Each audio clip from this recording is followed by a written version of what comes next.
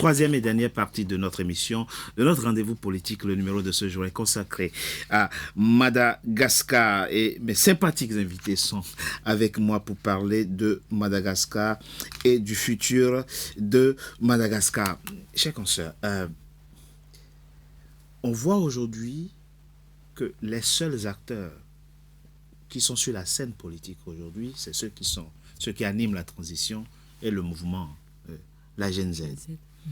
Il est difficile d'imaginer que dans 24 mois, il y aura d'autres acteurs qui sortiront de quelque part pour gérer le pouvoir. Ça veut dire quoi? Qu'on a déjà, d'une certaine manière, les pépinières des acteurs politiques qu'on aura, qui, dans le Madagascar, qui reviendra à l'ordre constitutionnel. Non, là, les gens, les vrais, entre guillemets, les dinosaures de la politique observent comment ça se passe. Ils sont encore cachés. Ah, ben, ils ne sont pas cachés, ils sont à l'affût, on va dire. Ils sont à l'affût. Et c'est vrai que beaucoup de Malgaches espéraient énormément, en fait, comment on appelle ça, l'influence de la Gen Z. Oui. Mais le mouvement, malheureusement, en fait, s'essouffle un peu, justement, à cause des divisions, parce qu'il y a énormément de Gen Z, il y a énormément de Gen Y, génération X aussi. Il y a un cafouillage, en fait, qui fait que le poids porté par la Gen Z Mais on voit qu'avec l'alliance Vato, ça semble quand même récupérer... Enfin, être un socle ou un creuset pour éviter la dispersion, non, de ce mouvement. Encore faut-il que tous les membres de tous ces Gen oui. soient en fait conscients de l'importance de ce qu'ils veulent apporter comme changement et pas uniquement se disputer pour être à la tête du mouvement. Ça va être quoi? Une sorte de spirale finalement sans fin où les revendications sont là, on les connaît mais on ne les satisfait jamais. On forme un gouvernement, il y aura des mécontentements, il y aura encore des protestations, on va dissoudre le gouvernement, il y aura un nouveau gouvernement qui ne s'attaque jamais au problème. C'est quoi la clé selon vous? Tant que, là de toute façon on en a discuté, tant qu'on ne change pas le système, on aura beau mettre Pierre, Paul et Jacques au pouvoir, ça ne va rien changer pour les Malgaches. Système, vous parlez de quoi? Ben, le système qui est institué, le népotisme, oui. Comme il dit. Bon, moi, je n'étais pas au courant des assassinats, mais effectivement, le nom que vous avez cité. Ah si, pendant oui. Avant le coup d'État, il y a eu quand même des Malgaches qui sont tombés sous des balles.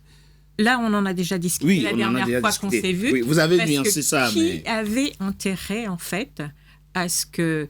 je vous avais dit à l'époque que le président, il cherchait, en fait, à discuter avec toutes les parties en présence. Il ne pouvait pas discuter avec la Gen Z parce que la Gen Z était un mouvement horizontal. Il ne voulait pas de verticalité en fait, de pouvoir. Donc, il n'y avait pas d'interlocuteur avec qui discuter puisqu'ils étaient tous au même niveau. Par contre, qui a intérêt à ce que ça dégénère, que la situation dégénère? Qui profite? Il y a eu des bruits, bon, on n'a pas les preuves, donc c'est pour ça qu'on n'en parle pas, mais que ces personnes qui ont tué ont été payées. Mais vous pensez, c'est ce qui se dit, maintenant on n'a pas les preuves. Donc on ne peut pas dire oui, c'est vrai ou non, c'est pas vrai. Mais un président qui est déjà, en fait, comme je dirais à ce moment-là, entre deux choses, il ne va pas choisir pour tuer son peuple. Vous avez raison. Il ne va pas choisir pour tuer son peuple. C'est clair, vous avez raison. Et d'ailleurs, la preuve, c'est qu'il n'est jamais rentré dans les histoires pour pouvoir... Là, ce qu'on voit actuellement, et c'est ça qui est vraiment choquant, c'est qu'on essaie en fait à tout prix de diviser en fait les Malgaches. Je n'ai jamais entendu, comme on dit sur 60 ans, un président dire « je suis président, je défends tel endroit et je mets un chapeau qui dit de quelle région je viens ». Un président, c'est le président de tous les Malgaches. Et c'est ce que fait l'actuel président. C'est la première fois qu'on entend surtout des discussions. Qui se réclament d'une région ou d'une partie de Madagascar. Et les personnes qui sont nommées aussi. Là, moi, je peux mettre ma main à couper, mais on peut vérifier toutes les dernières nominations à tous les postes, là, pour savoir de quelle région ils viennent. Comment on en sort? Parce que si ça continue, les militaires, ils vont s'éterniser au pouvoir. Ben, c'est ce que j'ai dit tout à l'heure. C'est, je vais rebondir à ce que ma consoeur disait là. C'est une fibre très très sensible à Madagascar, de parler la race ou la région. La région. Donc si on commence à parler ça n'arrête jamais. Mais j'espère et je prie fortement pour que les gens au pouvoir puissent discerner ce que parce que si ils rentrent vraiment dans ce domaine-là, c'est très très difficile de s'en sortir. Mais moi j'espère que il y a une date précise pour les élections machin. Et j'espère que ça se déroule très bien pour que les problèmes des jeunes qui sont revendiqués au mois de septembre par rapport aux pénuries, le système éducatif vont avoir des solutions. Non, mais disons les choses clairement. Mm-hmm. Et Grégory, il a dit dans la deuxième partie en parlant des concertations à venir. Mm-hmm. On sait comment fonctionne la mécanique. Voilà. Puisque c'est le pouvoir qui va désigner les délégués et les participants au dialogue, à ce dialogue. Les recommandations qui seront faites iront forcément en faveur du pouvoir. Et il est bien imaginable que l'actuel président de la refondation soit candidat à l'élection présidentielle et qu'il soit même élu. Oui. On est d'accord que c'est le schéma même possible. Oui. Mais les problèmes des Malgaches sont là. Il faut les régler. Délestage, on l'a dit aujourd'hui, délestage, vicieux, etc. La question c'est, pourquoi c'est si difficile de régler ces problèmes? C'est les moyens qui manquent. Grégory l'a dit, Madagascar ne manque pas de moyens. Comment se fait? C'est le manque de volonté politique ou le manque de moyens? Non, ou les deux? C'est pas question de moyens, c'est question de vision. Ça veut dire que personne ne développe une vision pour Madagascar dans 20, 30, 50 ans. C'est-à-dire que on fait de la politique de la petite semaine, comme on dit. C'est-à-dire que on ne sait pas où est-ce qu'on va exactement, qu'est-ce qu'on veut pour Madagascar, qu'est-ce qu'on veut pour les Malgaches, mais on fait les choses en fonction de où est-ce qu'il y a un financement, mais c'est pas une vision. Une vision, c'est quelque chose que vous tracez et vous vous focalisez dessus pour le réaliser, quelles que soient les circonstances et les événements. Et c'est ça qui manque. C'est-à-dire qu'on peut faire toutes les élections qu'on veut. On peut mettre qui on veut. Tant qu'il n'y a pas de vision, il n'y a rien. Et les problèmes seront là. Grégory, problème de vision? Ah oui, fondamentalement, à Madagascar, il y a un problème de vision. Mais ça date pas d'aujourd'hui. Ça a toujours été le cas avec les anciens présidents. Il a dit, il n'y a qu'à Madagascar où on voit que quand il y a un représentant de la Banque mondiale qui vient, ça fait la une des journaux. Moi, je cite Didier Rassir qui disait nous, on veut l'aide qui nous aide de ne plus demander de l'aide. C'est ça qu'il demandait, c'est-à-dire plus être tributaire de l'aide internationale. Or, aujourd'hui, c'est ça Madagascar. Le calendrier se fait en fonction de ce que vont donner les bailleurs de fonds. Et pourtant, il y a une variable qui est très importante actuellement. On l'a bien vu avec les derniers voyages diplomatiques de Michel Randrianiri. La position géostratégique de Madagascar intéresse toutes les grandes puissances. C'est vrai. Les États-Unis, la Russie et la France. Ça veut dire que si il y a une vision à Madagascar, elle pourra se faire assez aisément, puisqu'il y a les ressources minières à Madagascar, il y a le tourisme, on sait aujourd'hui qu'on a quand même une assise de 200 000 touristes qui viennent chaque année. La vanille, exactement. Bien sûr. Donc il y a vraiment des choses à faire. Et puis, on parlait tout à l'heure du système à Madagascar. À Madagascar, il ne faut pas oublier, on a une institution qui est décentralisée. On a des gouverneurs, on a les maires, bien évidemment. Tout ça fait que ces interlocuteurs-là, d'en bas, on peut changer le système. Il faut arrêter d'avoir cette verticalité et de tout attendre d'en haut. C'est ça le problème aujourd'hui à Madagascar. Il faut jouer sur cette décentralisation qui est effective. Donner les moyens aux collectivités décentralisées, exactement, aux régions. Exactement. Parce que vous voyez, par exemple, vous prenez l'exemple de Tamatave. Oui. Tamatave, c'est le plus grand port de Madagascar. Tamatave devrait être le poumon économique de Madagascar. Puisque l'accès maritime, c'est une richesse pour Madagascar, il faut que Tamatave soit développé pour que, justement, il n'y ait plus, justement, cette polarisation sur Tananarive, mais qu'il y ait aussi Tamatave qui puisse se développer de manière en tout cas, assez conséquente, parce que ça va être bénéfique pour Madagascar. Donc ça, on a vraiment... il faut pas croire. En fait, il y a deux aspects qu'il faut bien prendre en compte pour Madagascar. Il y a une difficulté qui est propre, on va dire un problème endogène qui est lié à nos institutions, à nos systèmes et aux hommes, qui continuent malheureusement cette corruption. On l'a vu sur le peu de mois où on a entendu des affaires, en tout cas, qui fait beaucoup de résonance, notamment sur les réseaux sociaux. Après, il faudra voir la véracité, en tout cas, de ces informations.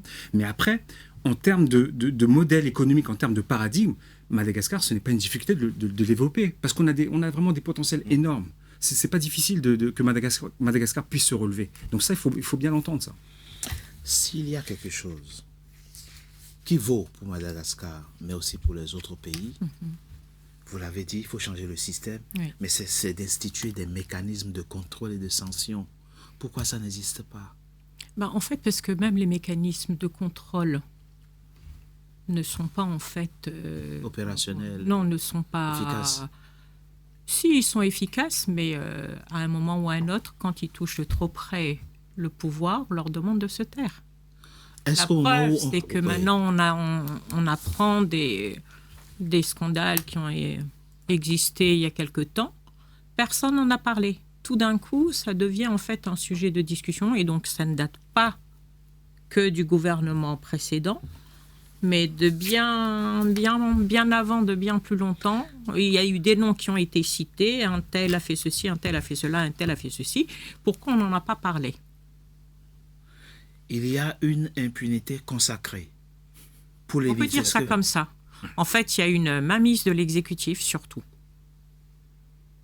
Et là, malheureusement, l'exécutif dont on parle, j'aime beaucoup mes compatriotes qui ont une vision très...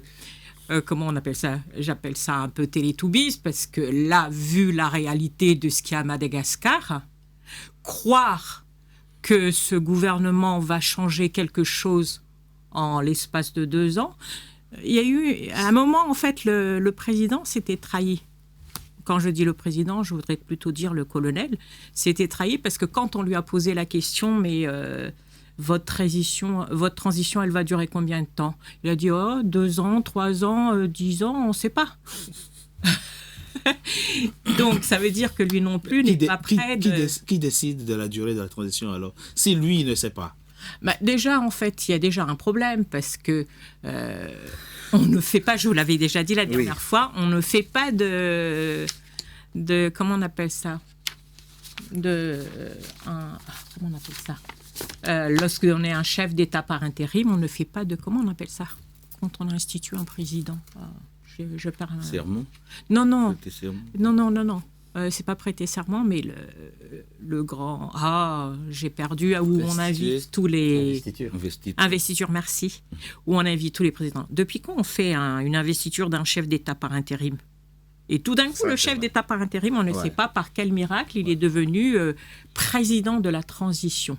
Entre eux, ils ne sont même pas d'accord. Il y en a qui disent, mais non, on n'est pas en transition, on est en intérim. Mais l'intérim, ça dure combien de temps? Que dit la Constitution là-dessus? Ça veut tout dire. Hein. Au fond, j'ai posé à votre compatriote la question du contrôle et de sanction. Il n'y a que ça qui évite qu'on confonde les caisses de l'État à sa poche. Pourquoi c'est compliqué dans votre pays? C'est compliqué parce qu'ils sont tous... ils mangent des amis. Ils mangent tous. Ils sont tous... non, peut-être pas tous. Respectons dans cette émission les Malgaches qui sont intègres. Il y a forcément il y en a des une qui est Malgaches intègre et qui est en prison maintenant. Ah, les intègres sont plutôt en prison? Voilà. Non, mais c'est pour ça que les générations Z revendiquent que le système change. Voilà, parce qu'ils sont tous copains, copines. Ils se connaissent tous. Ils jouent avec... moi, je suis... déjà, il n'y a pas de parti de gauche, de parti de droite là-bas. Tout est à gauche, tout est à droite. Voilà, c'est ça. En fonction de... Voilà, donc c'est un peu difficile, comme disait Grégory tout à l'heure, mais l'essentiel, c'est que il y a une chronologie bien... Heureusement que la SADC et l'Union africaine est derrière nous aussi pour... il faut que vous rentriez dans le... Oui.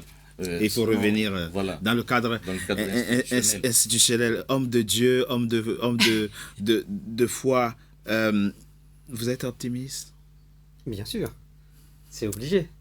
Parce qu'on ne peut pas, je dirais, déterminer l'avenir d'un pays par rapport à ce qui s'est passé avant. Ça, c'est ce qui s'est passé avant, c'est passé avant. Et ça ne veut pas dire que ça ne peut pas changer. Justement, la foi nous amène à changer les choses. Parce qu'on ne peut pas laisser perdurer une situation et dire que ça y est, c'est fini, il n'y a plus rien à faire. Non, il y a toujours quelque chose à faire. Grégory, votre mot de la fin, on va espérer quoi? Que les mouvements de la société civile prospèrent et amènent à insuffler le changement qu'il faut pour assainir le système. Pamphile a abordé un point très important tout à l'heure et j'aimerais bien vraiment qu'on y consacre une émission à ça prochainement parce que il est en train de se passer quelque chose, notamment avec le rapprochement avec la Russie. Il y a plusieurs hommes importants qui sont arrivés à Madagascar. M. Averianov, qui est notamment à la tête d'Africa Corps. M. Primakov aussi pour la maison russe à Madagascar qui va être installée. Et quand on sait comment la Russie, qui a pénétré notamment des pays comme la Centrafrique, mais également les pays du Sahel, cela augure pas forcément des bonnes choses pour Madagascar. Et actuellement, moi, mes relais que j'ai sur place en local n'ont pas la mesure de la dangerosité de cette diplomatie. Cette diplomatie, elle est vue comme étant, bien évidemment, on dit les termes, comme ils disent les jeunes, on intègre le monde multipolaire, on fait le jeu de la géopolitique, mais ce n'est pas du tout ça. On sait très bien quels sont les objectifs de la Russie, et ça, par contre, c'est très inquiétant pour Madagascar, et je pense que ce sujet-là, il faut qu'il soit abordé vraiment au niveau médiatique. On fera une émission spéciale sur la question. J'ai commencé par vous, je finis par vous. Vous êtes à la fois femme et mère. Votre dernier mot à l'endroit de vos compatriotes malgré qui nous suivent. J'espère qu'on écoutera plus la Gen Z, puisque nous, c'est la jeunesse qui est le moteur du pays, et qu'on ne se sert pas uniquement d'eux quand on a besoin, mais qu'on écoute ce qu'ils disent, parce qu'eux, ils ont besoin de faire évoluer le pays, de faire table rase de tout ce qui est corruption. Or, pour l'instant, c'est la corruption qui gangrène Madagascar. Donc, on attend beaucoup, en fait, qu'on écoute plus la Gen Z pour qu'elle puisse être, en fait, l'émulation pour que ce soit une véritable refondation et que ce ne soit pas juste on change de personne, mais on continue les mauvaises pratiques. C'est la fin, mesdames et messieurs, de Frontal, votre rendez-vous politique dont le numéro de ce jour a été consacré à Madagascar. Merci d'avoir été nombreux en notre compagnie. Restez fidèles à nos programmes. Retrouvez-nous sur le bouquet Canal+, Free Canal 573 et en France sur Free Canal 426 encore une fois. Restez fidèles à nos programmes. À très bientôt pour un nouveau numéro de Frontal. Merci à vous. Merci pour l'invitation.